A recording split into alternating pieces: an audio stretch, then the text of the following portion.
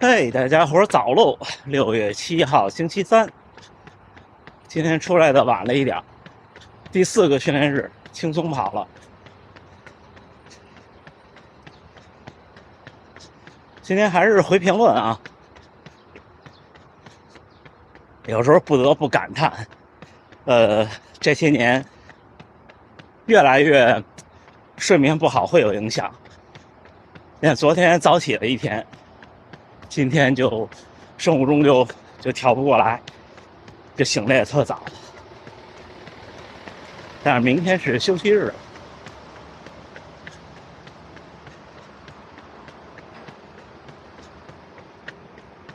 昨天那个强度课跑完感觉还行，其实今天也没有什么身体的感觉。有时候这样也不好，就是你跑的年头长了，你发现大多数训练不会给你造成什么第二天起来腰酸腿疼的感觉，所以有时候跑马拉松比赛还是挺有意思的，至少跑完以后有那种真实的疲劳的感觉。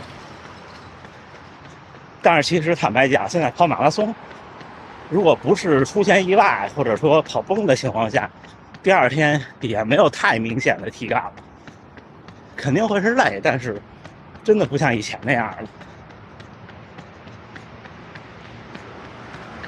屏幕前的小伙伴跑的年头短的，早晚有一天您能跑成这样的，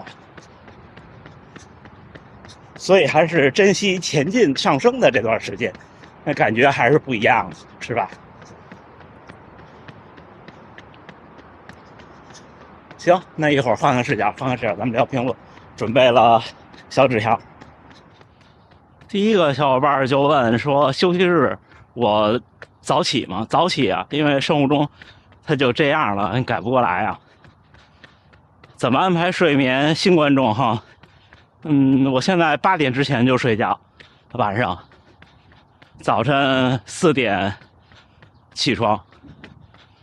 我没有业余的生活，也没有应酬，也没有太多社交都在白天。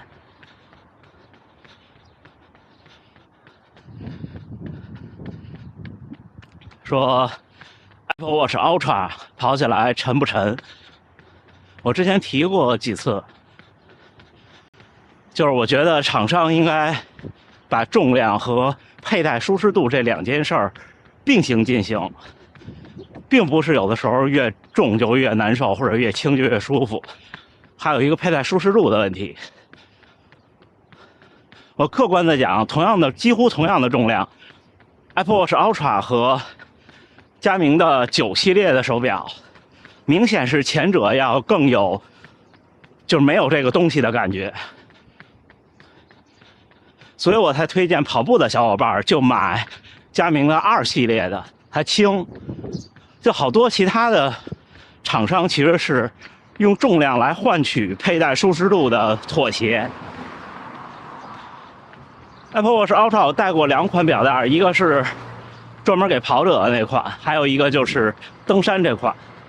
参加比赛，下雨、冬天，基本上都没有太明显的重物感。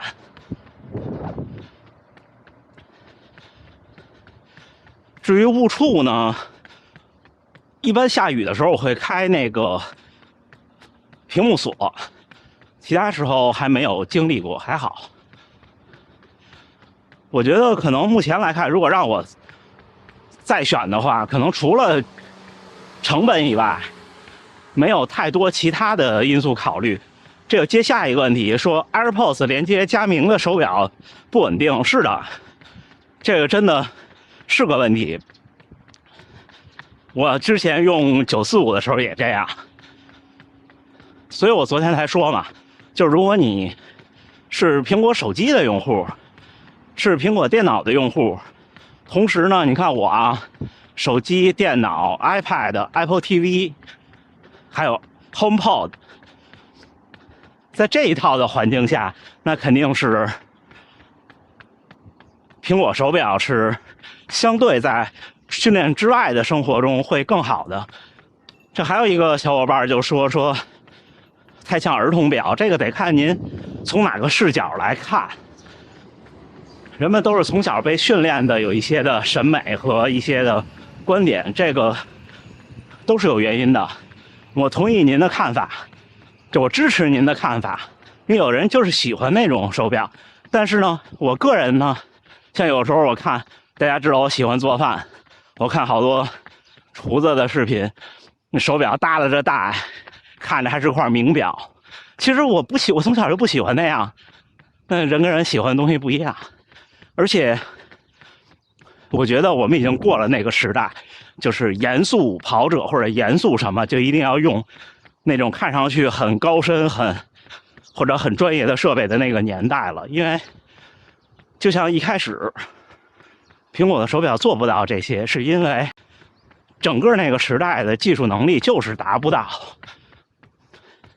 所以人们才说专业的东西用专业的设备，那个时候是对的。我觉得现在站在了一个交叉点上，不能说现在这些包括佳明最新的尝试换新的屏幕这些是错的，不能说，可能是相对激进，会牺牲一些以前人们看起来，比方说一块表用1周的电，会牺牲一些这个东西。但是你评估嘛，我觉得2天充一次电问题不大，一次充1个小时。这就像以前手机都能换电池的，以前的通讯录都存在 SIM 卡里的，对吧？就是改变总会带来阵痛期，并且我也认为不是所有改变都是100%都是会变好的，它会有牺牲，看每个人的选择。就像这边还有很多人用翻盖手机，甚至这边很多的广告，或者是那种教你怎么注册账号的那些配图还是翻盖手机呢，特别有意思。我刚才看见有2个人跑得特别快跑过去了，可能今天是训练日，周3好像是那个跑团的训练日，然后安排了一个12周的课表，到自测的时候正好是8月，特别热，怎么办？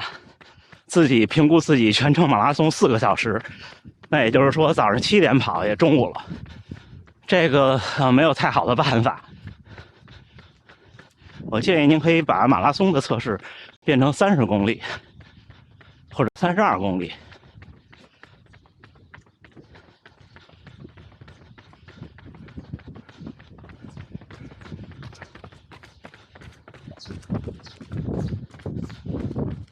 那就是他们。右边那个小伙伴跑得特别快，他基本上在这边总是3分55的配速巡航。你看那天我的2分钟快慢，平均下来就是他那天整体的配速，他一直在我前面一点，就是快一组我超过他一点，慢一组他超过我很多。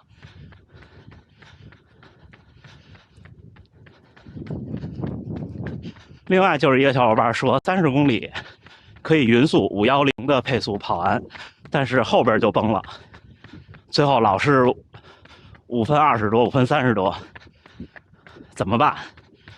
是不是要降低目标？我觉得是这样。他问的一句话特别好，就是走向业余精英的路怎么评判？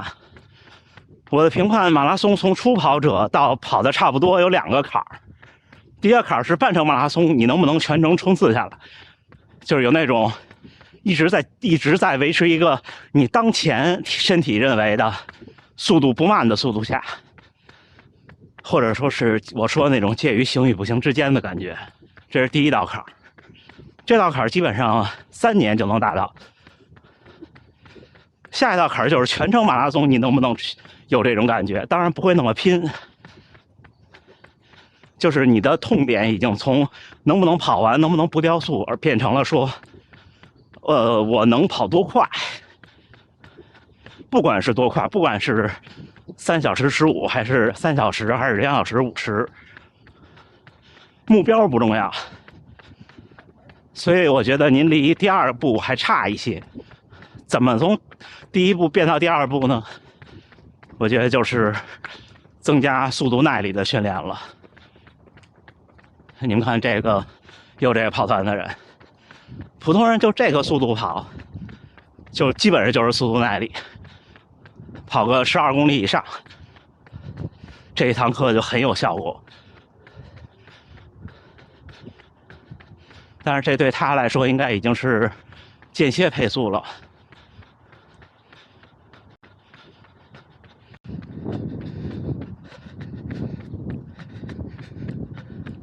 然后什么时候可以开始安排强度课跑间歇了？我是2014年开始跑步，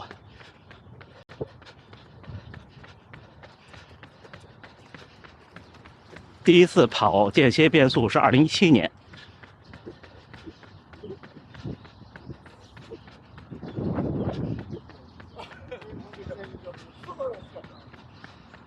我觉得现在的环境来看，2、3年以后吧，先打基础。就像有一个小伙伴说，看了一些动漫或者是电影，觉得跑步这个事儿特别的刺激，然后开始跑步，现在能跑5公里，但是心率总是170-180，大学生啊，说要不要降心率先，还是就这样？如果您健康，我觉得就这样。我刚开始跑步的时候，每一个5公里都180以上，每天跑。不是每天啊，就每周跑个4天，通勤嘛，歇1天，然后周末跑个8公里。那时候我这么安排，其实没有什么感觉，并且我刚开始跑步的时候没有心率设备，后来才有的，有时候才知道。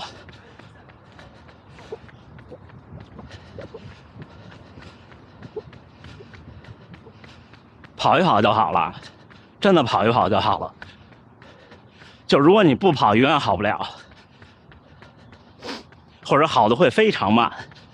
马拉松这事儿对普通人来说真的只争朝夕。我跟大家分享一个感受：2019年纽约马拉松我跑了3小时02，那一年的波士顿的门槛是第一次提升了5分钟。30岁之前是3小时，30到35岁是3小时05。我以为我没有 BQ， 但是当时我的想法是特别高兴，因为我觉得我肯定会越来越快，当年就能 BQ 了。当时还报了一个2020年年初大阪全州马拉松，后来肯定是没来成，也不知道那名额后来怎么着了。但是其实那天我是 BQ 了，后来有小伙伴告诉我的，我当时都懵了，就是按比赛当天你的年龄来算。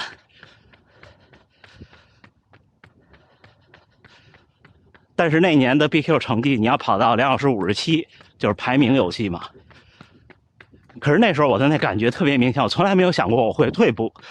但是去年开始，或者准确的说，去年夏天结束到今年这一年，我真的觉得有可能是时候要螺旋上升了，或者是时候要开始有退步了，因为真的没有以前身体状态好，没有以前训练恢复的那么快，所以我现在就觉得年轻真好，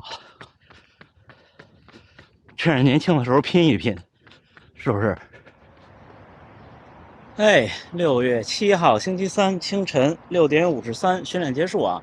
今天出来的不早，但是跑的少，12公里多一点，1个小时02，平均功率196，平均配速5分05，心率137，步频197。今天就调整，就怎么舒服怎么来。其实也不是全程都匀速，想快2步就快2步，想慢2步就慢2步。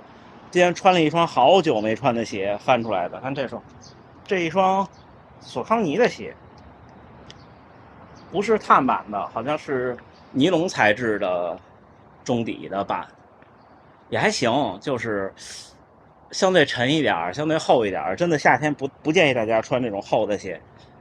你看我今天这个强度都挺闷的，看看今天 Stride 告诉我是多少度，22摄氏度，湿度是68%，都一脸的汗了。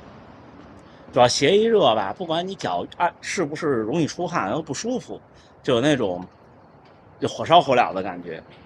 刚才没回完没电了啊，最后一个就是问我的饮食有没有特别注意，要不要特别的补充蛋白质。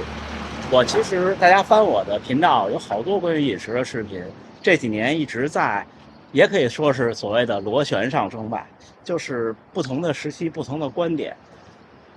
刚开始跑步的时候，我觉得就得多吃，然后后来呢，觉得要低碳水，那时候想把体重赶紧往下减，那时候低的很过分。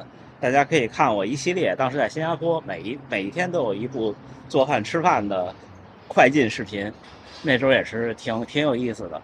然后就是后来我就觉得说，增加了跑量，那一年从一下一个月300，后来一个月400，到后来一个月500，从300到400，并且维持400这段时间呢，我的碳水量比较大。那段时间，我觉得跑者应该多吃碳水。但是后来呢，我又觉得平衡饮食才是最重要的。就我走了一圈，我总说好些时候我分享经验也好，分享经历也好，我不指望大家说真的就听我的，这是不可能的。如果我们都听前人的经验教训，那人类的进步就不会是现在这个速度了，它就应该是一代都比一代强很多，对不对？就是因为要自己实践出真知，要撞南墙，所以才会有所谓的螺旋上升，是不是？所以呢，我只是分享一下，也许到那一天您也有这感觉以后，您猛然觉得我这感觉是对的，他也有这个感觉，那我觉得我的分享就成功了。我现在就是很正常的饮食，稍微的控制碳水，大概我的碳水量在每天能量摄取的30%到40%，也许是不到40%，35左右吧。只有早餐是按照正常的所谓我们家庭饮食那么吃碳水的比例，其他的2顿饭呢都相对很少。中午的话，大概比大家认知的正常家庭餐的碳水要少2成到3成。晚餐大多数时候是没有特别的碳水的，就是跟着菜吃，可能比方说有淀粉呀，或者有薯类的菜呀等等，那就非常少。蛋白质我也没有特意的补充，正常饮食。但是还是建议跑者还是要控制总热量，不是跑几步就可以随便吃的，真的不是的。